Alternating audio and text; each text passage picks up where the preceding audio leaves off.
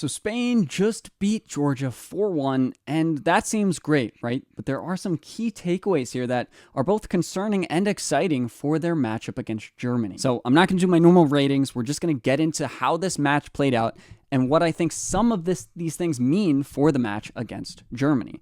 In the first half, Spain was really exciting. They brought the ball to the top of the box, around the box a lot, had a lot of dangerous possession, but in really creating good chances, they weren't great. They shot a lot, created a lot of corners, and put the ball in and around the box, but could not get the ball into the hands of Mamardashvili or past him or around him. Every shot they took was getting deflected, and so it was difficult for them to create. And they were exposing themselves on the counter. They were opening up space for Kvaratskhelia and their striker that starts with an M that I have no idea how to pronounce his name. They had opportunities on the break, and that eventually hurt Spain. They conceded a goal, and that really changed the momentum. From there, Spain were misplacing passes. Fabian, Rodri, and Pedri were all giving the ball away in very much so ways I'm not used to seeing from any of them.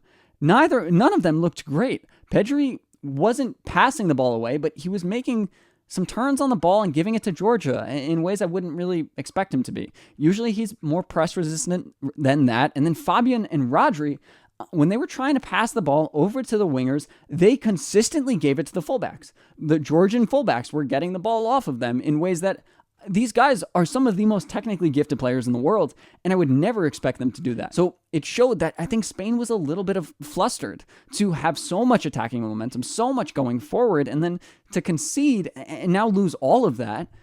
They were being affected by it. Now, they were also giving that ball away like that before they conceded, but after they conceded, that same momentum didn't feel great. They conceded more chances on the counter and almost conceded another goal when I'm not sure who gave it away, but Georgia got possession around the halfway line and then tried to catch Unai Simon off his line. Thankfully, they missed. It's the exact same thing, more or less, that happened against England when the Slovakian attacker, it was Gehi, I think, misplaced his pass completely. John Stones was out of position, and the Slovak forward tried to catch Jordan Pickford off his line, but he missed. Same thing happened to Spain. In both games, it didn't go in, thankfully for Spain here, because I think a 2-goal deficit really could have been detrimental. Thankfully, that wasn't the case, and Lamine Yamal and all of these guys kept creating chances, but they weren't great chances. I wouldn't consider any of them big chances. I don't think there was terrible finishing. I just think there was a Georgian center back or midfielder or fullback in the way of every shot that was taken, except for Rodri's shot. Rodri pulled up clutch from the top of the box yet again, like we've seen him do countless times in really important games. They were able to go into halftime and come out differently. But the big takeaway here from the first half is that Georgia were sitting back, right? They were really not pressing forward, only when they had a few chances on the break. And when they sat back, Lamine Yamal and Nico Williams had a very difficult time in creating the same way. Cucurella was not that effective, neither was Carvajal on the right. And they struggled a little bit there. Pedri wasn't on his best there. They tried to link up with him a little bit through the middle. It wasn't his best day. He turned it around a little bit in the second half, but because of that struggle there, that's part of the reason they couldn't create. Georgia was really congesting that well, and I'm not going to say it was all Spain's fault, but if they find themselves up against a team that maybe has a lead on them and can sit back, well, I think they could struggle a lot. Now, they were still creating some, and so it's not that big of a worry, but I'm more worried about how effective Georgia were on the counter. They had like 5 counterattacks, and they scored one and threatened others. And this defense for Spain is not great. It's okay, but it's not great, and the midfield today especially wasn't great defensively. Now, it changed going into the second half, and everything did, but that's something to keep in mind as we start looking at how much changed going into the last 45 minutes. Now, Spain came out much more comfortable, and it did not take them long to get their first goal, a goal that we've seen come many times from Lamine Yamal, that left-footed cross over everybody to a midfield runner, happened to Fabian, landed right on his head. He put the ball into the goalie's chest, and thankfully it went through.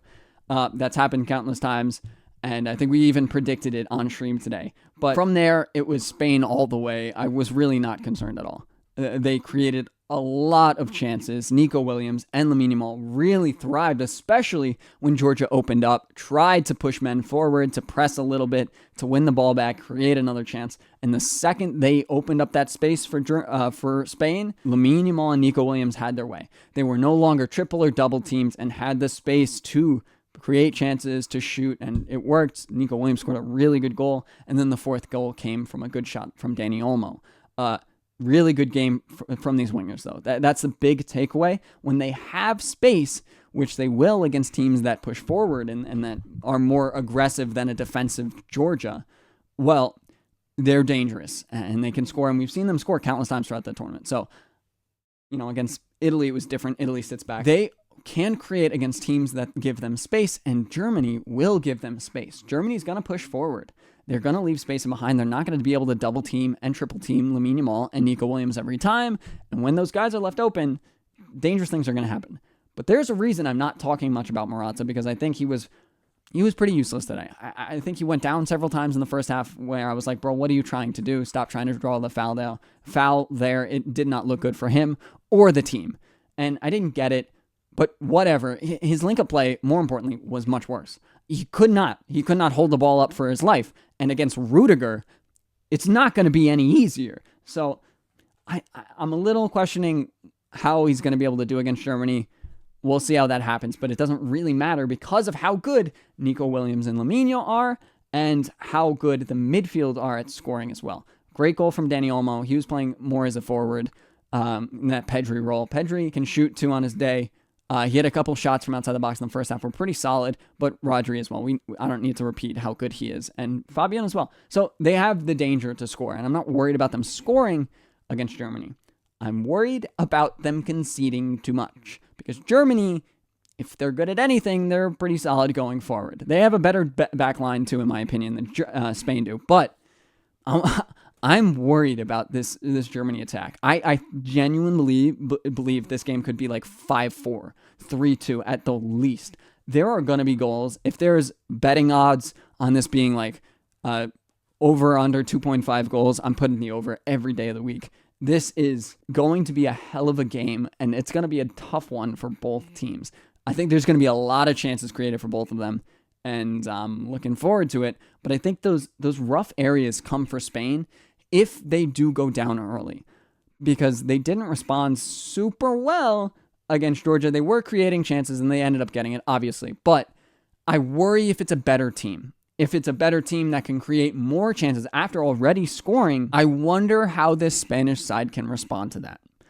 Now, if they don't concede first and they score first, I think it's a different story.